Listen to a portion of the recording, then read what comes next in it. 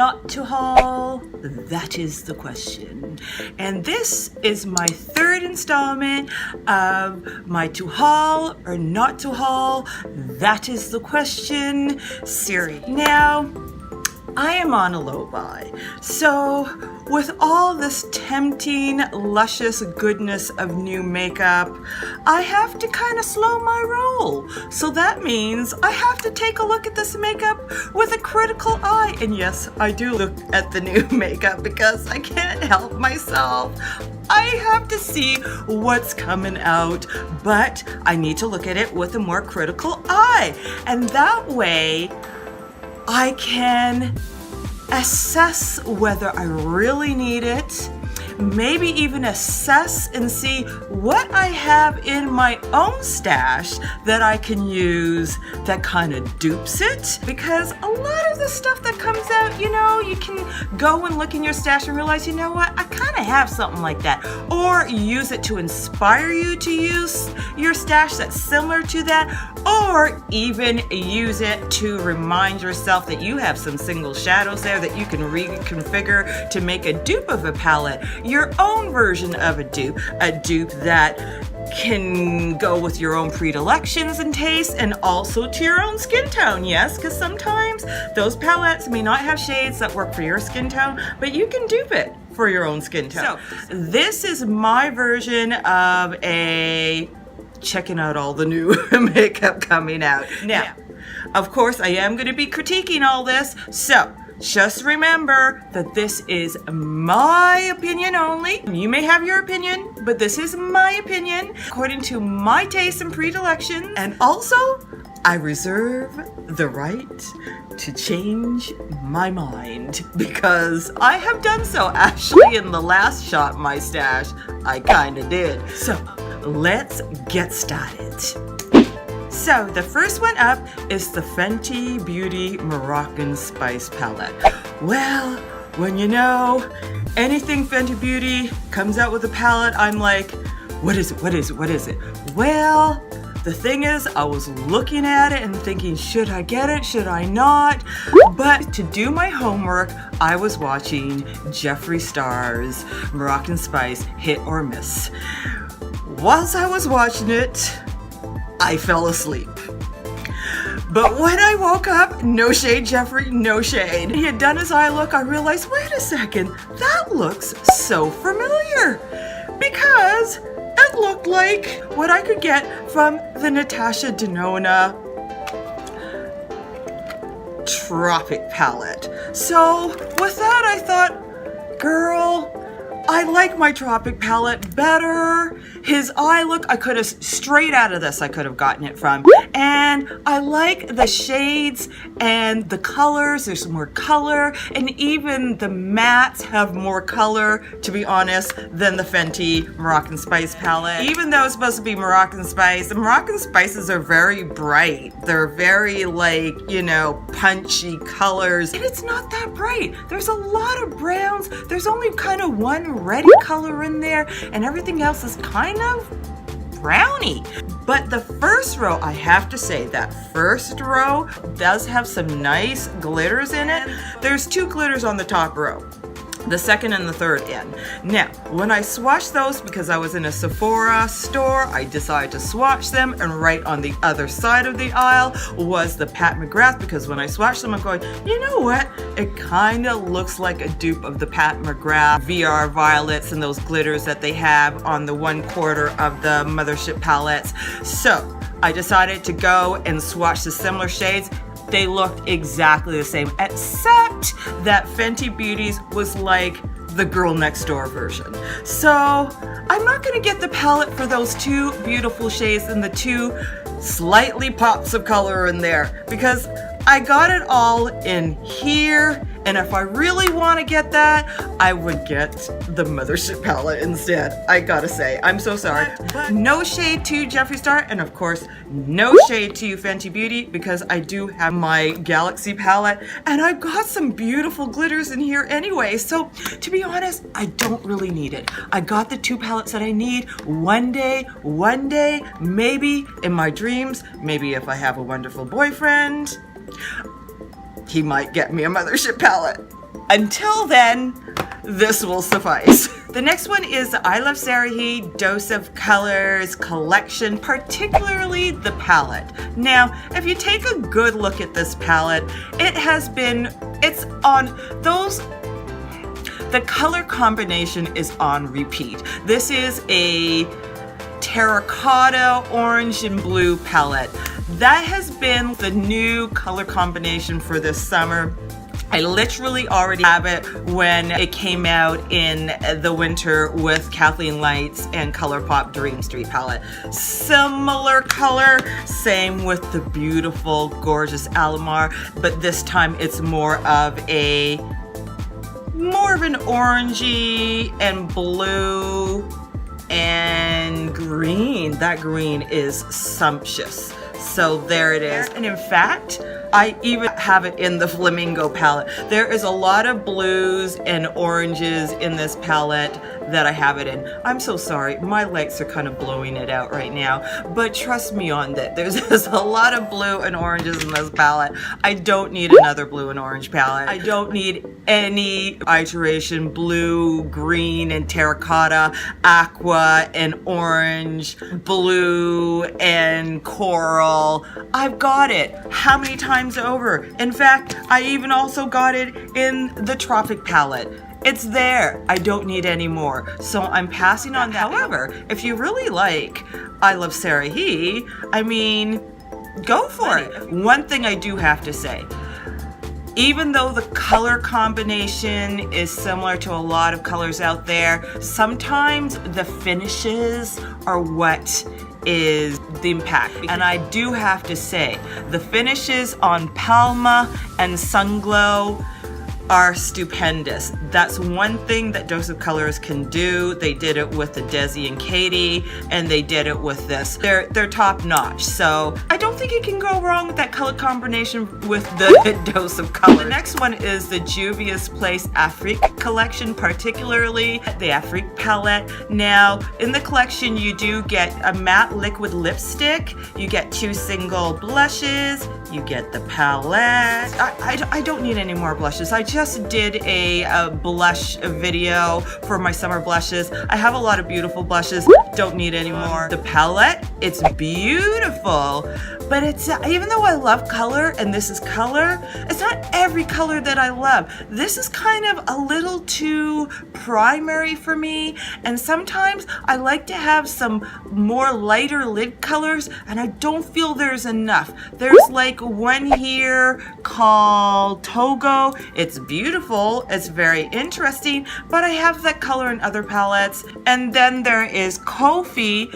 I have that color in other palettes. I don't need this one. I want colors that have a little bit more dimension. To be honest, I don't think I'm gonna be very comfortable making these kind of primary eyeshadows. So even though I love color, it's not for me. So I'm passing on that. And I have a lot of Juvia's Place palettes. I don't really need any more. And if I do, it's gonna be something that I really want. So the next ones are what I would consider a Violet Voss Flamingo dupes. To be more accurate, they're all kind of in that same duping family. I don't think anybody purposely duped each other. I just think that they all came out in the same, everybody was on the same beautiful summer, let's celebrate the sun headspace. So this is what they all came out with, and they kind of all look like they dupe each other. But I already have it. Don't need the other ones, and those are as beautiful as they are because they are beautiful. The Slush palette by September Rose Cosmetics for $24.99 pounds. Now, also because I live in Canada, I'd have to think twice about getting something for 24 pounds because that's kind of like $50, and then factor in shipping costs from a more indie brand. I don't think I'm gonna be doing that just now, but it is beautiful because it's like a rainbow palette. You got all the shades, and they've got shimmers and mattes and foils in there, I believe. It's beautiful, but You know, oh my gosh, and those swatches, I mean, I could really go for that, but I got it right in here. I'm very, very happy for what I got right in here. The next one is another super fun rainbow palette, and it's called the Rainbow Splash Palette by OPV Beauty. It's also 29 pounds, which would end up being over $60. Factor in shipping. Not for me when I could get this on my Sephora for free shipping. But it's beautiful. It's just fun summer colors, and this is what I like to see for the summer, is a celebration of summer. I don't want to see fall palettes just yet, unless it's a mini Lila palette. The next one up is Dior Backstage Collection. Now, if anybody knows me, you know I'm not quite into this. I have seen some Dior's that I do like, but this one, actually, I want to comment on it because even though it's not something that I would go for, when I looked at it, I'm like, you know, it's the Backstage. You've got the Cool Neutrals eyeshadow palette and you've got the Glow Face palette. I might have considered the Glow Face palette, but the thing is, I've got so many highlighters in different colors that I like. I don't need any more. I really don't. In fact, the highlighters that they have in this one, because it's 2 highlighters and 2 blushes, they're not kind of my thing. The highlighter is a white one and a golden one. Even the golden one doesn't look gold enough for me, and the white would definitely not work on me. The blushes, the one is a bronze. I don't consider that a blush. Maybe it would be a highlighter, but it's a little too dark. And the blush, so basically the only one I would really use is the rosy one. So I wouldn't get that. And then the Cool Neutrals eyeshadow. When I first saw them, I thought, oh my god, they kind of look like Physicians Formula. I'm sorry, Dior, they did. But when I watched Kinky Sweat talk about and do a review on it, I was very, very impressed. She does really great reviews. She's detailed. She's up my alley. I like detailed reviews, and she is hysterical. What she does is she does her homework, and she did an amazing background on this collection, why it is the way it is, because they wanted it to be more affordable, and they catered it to backstage makeup artists. They need to be able to see their products quickly and be able to handle them quickly, be able to open them quickly, and that's why the clear glass, and that's why it's not as expensive as a, you know, compact separate highlighters and everything. So then I got it. So I have a better appreciation for this. It no longer looks like Physicians Formula, and it's more affordable. So I see the goodness of this, but it's not my jam. What I would haul instead, now this would be a purchase haul, if I had the money, if I had a wonderful boyfriend who understood my love for makeup and bought it for me, I would get instead it's at Shoppers. It's exclusive for Shoppers in Canada, and that is the Dior 5 Couleur Cool Wave Cool Down Summer 2018 limited edition palette for $73 Canadian. Every time I go to my local Shoppers, I always walk by that little eyeshadow palette, and I drool over it, and I side-eye it, and I swatch it, and I'm always going there. But it's $73 for a quint. They are beautiful colors. One of them is this light blue, glittery blue with a little bit of a diamond dust iridescence of the Urban Decay. The other one is this iridescent blue aqua gorgeousness. It is a beautiful blue quad. And if I had a boyfriend who appreciated me, I would have loved him to buy me that quad. And that's the thing about more high-end or luxury brands. When they make, say, an eyeshadow, the finish and the quality is there. So I'm very impressed because I have those colors in other eyeshadow palettes, but it doesn't have the finish, and it doesn't have that iridescent dimensional glitter that this has. It's on another level, and that's what makes them luxury. When luxury does it right. Next one up is Kylie Cosmetics 21st Birthday Collection. Now, I gotta say, this girl has accomplished a lot in her 21 years. She is a young mother. She is practically a billionaire running her own makeup company. Of course, I know that her mother's probably helped her a lot in this, but nonetheless, because her mother manages. She's the mama manager. She is very successful at what she does for just 21 years. So that's pretty much a celebration. However, I don't feel like contributing to her billionaire status just yet. I, to be honest, don't really like the quality of her eyeshadows. I love the color combinations she puts together. I think they're amazing.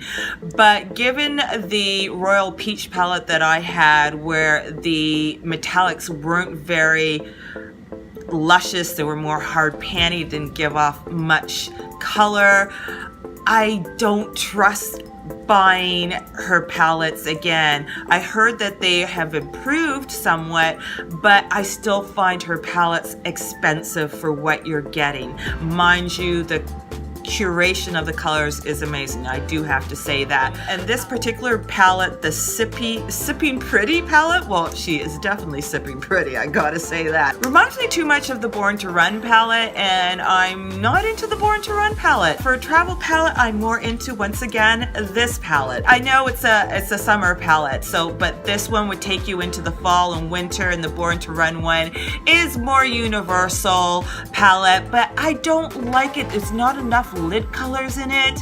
It's just too on the dark side. I'm not feeling dark right now. I'm feeling light and bright and summer, and I need that right now. That's what I need. I don't really want to be reminded of fall and winter time yet. Canada gets enough fall and winter. I want to have amnesia about it just now. So the next one up is Stila's new Vivid Brights eyeshadow duos, $20 US, $26 Canadian, and their Shimmer and Glow liquid eyeshadows. Now, those duos look lovely, but I find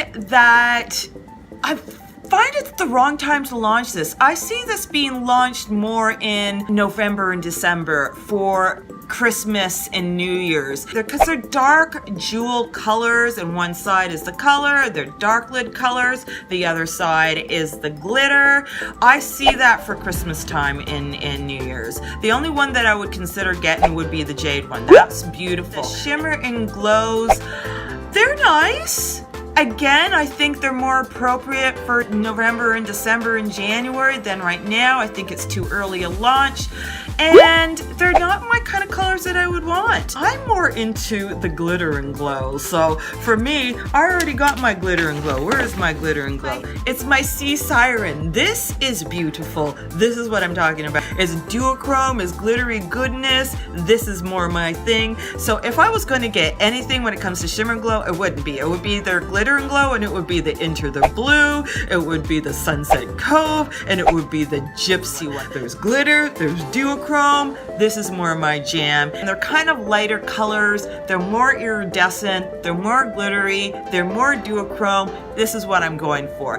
In fact, if I was gonna go more affordable, if I was being savvy about this, now, I fault Bridget from Keeping It Simple with Bridget's video on her haul, because she talked about the Milani Hypnotic Lights eye toppers. They're very similar to the Stila ones, but she swatched the prismatic light. Let me tell you, well, put it this way, if I was gonna flip over my chair, I would have flipped over my chair, because this thing was so iridescent and so duochrome, it flipped from purple to blue.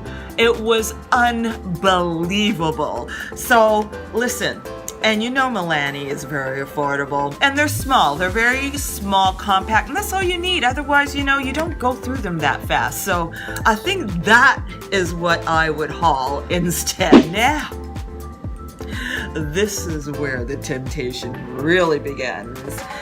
The purple palettes that have come out, and I don't even care that they're meant for fall. I don't care. I am ready for this. And the first one is Natasha Denona, my Glow Queens Mini Leela. I have the Leela palette, but I'm okay with the Mini Leela. The thing is, the colors go so beautifully together. You've got that burgundy, you've got that kind of bluish purple, and apparently there's glitter. All you have to say is that there's glitter and shimmer in the color, and I'm there. And the way Natasha does it, I am there. And what I love about this is that it's only $25 US and only $30 Canadian. I love when luxury brands allow there to be different price points for their makeup, for their products, so that the masses can enjoy it along with everybody else. And this is a much easier pill to swallow, a very delicious pill coated in beautiful candy purpleness, and I'm all there for it. So, girl, that's going on my wish list. And then the next one is the Anastasia Beverly Hills Norvina palette. Now, Norvina and I knew she was a purple people eater. She loves her purples. I love my purples. We are all together in purple goodness because this is the year of Pantone Ultraviolet, which short form means purple. So we are reigning today, and I am so glad. And she made the most beautiful purple lavender, dusky lavender transition in soul, and yes, it's got my soul. Yes, I am all there for that, even though some people complain that there's not enough purple in the palette and blah blah blah. There's always something to complain about. There's enough purple for me, and the ones that aren't purple, I get where they're coming from. Now, I actually did do a dupe of this palette the way I would create the Norvina palette, and of course, as you can see, there's way more purple in it, and the color Passion, the one at the end, is more burgundy, bluish burgundy than the one in the palette. The other one in the palette goes too brown, and they have a tendency to do that, whereas mine's more purple. But I understand where they're coming from. And then somebody, it was Kiki Chanel, she does very good critical responses to the different makeup coming out, and she said, you know, it would have been better if the colors were coordinated to line up matching together column wise. I get that, but I understand why Norvina didn't do that. And the reason why is because this is not an indie brand. This is catering to the masses. The masses aren't comfortable with color, and so we want to get the best of both worlds from it. We also want it to be a very usable palette so that you can use it to play and you can use it for even work. This way, the way they coordinated the colors vertically allows people that are not comfortable with color to be, I'm being devil's advocate, to see that they can use those colors and ground them with the accompanying color that's underneath, because they're grounded with a more neutral color, and it helps people to see that they can still use the color and ground the color, and so that it's not so bright and crazy on their lid. That's a way for them to show how usable the palette is, and it's for the masses. With that, you are going to get a palette that's going to be way more versatile in use for everybody. I'm just saying, not everybody is very comfortable with color, and that's why I created mine, because I am a bit more comfortable with color, so I would want more blue and more color in it as opposed to a lot of the neutrals that are on the second row. So that's my take, but I still want that palette. We're gonna go into skincare.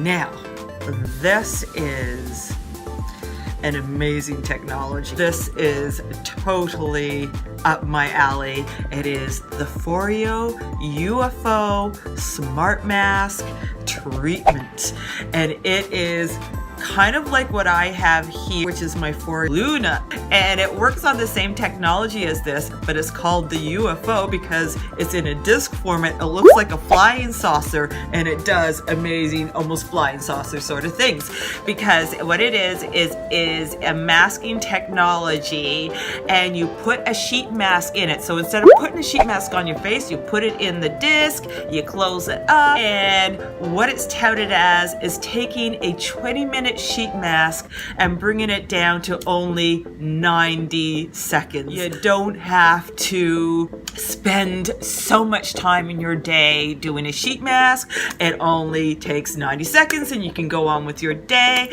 And the cool thing about it is it uses the T-sonic pulsations to drive the ingredients into your skin, but it doesn't just do that. It has red, green, and blue light technology, and they went even further and added in thermotherapy, which is heat technology, and cryotherapy, which is cool technology. And cryotherapy is touted as kind of freezing the genetics of your face, literally, so that your skin ages and your body ages slower. You can look into that. Apparently, maybe that's why those Norwegians age so slowly, because of the cryotherapy that they're doing to their body. So this is a really, really cool technology. You sync it to the app on your phone, and the app does it for you. It changes all its modes depending on the mask and your skin type, all those things. So it's kind of cool. The only thing some people complain about is they don't feel like they're able to change it to a manual mode. I'm hoping that there is a way. But anyway, the cost of this is a whopping 349 Canadian dollars.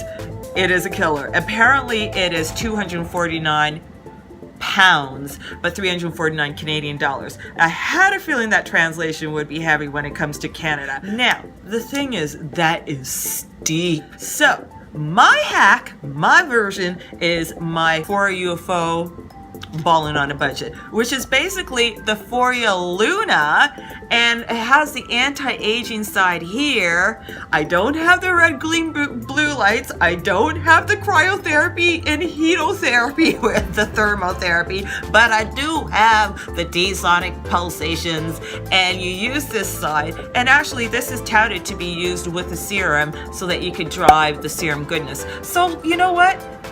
Do it with your mask. Put your mask on, and the last minute that you have your mask on, turn on your Foreo Luna, use the back side. You hit the second one here, it goes on a lower pulsation, and with that, you go and thing it on over your mask for a minute.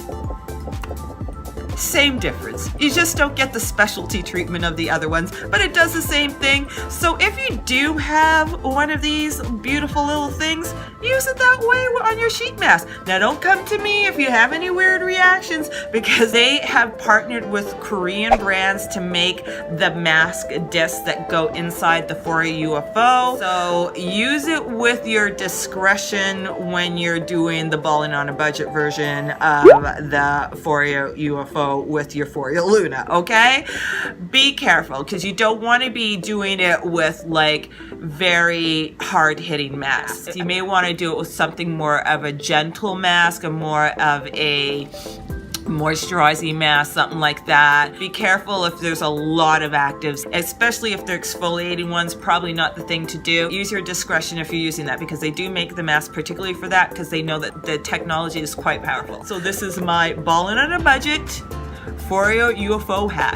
Next up is the Pixi Skintreats Retinol Tonic, and it's going for US $20. I love Pixi because they also sell at my local shoppers. And this is like a toner, but it has retinol in it, and you know toners are getting fancy.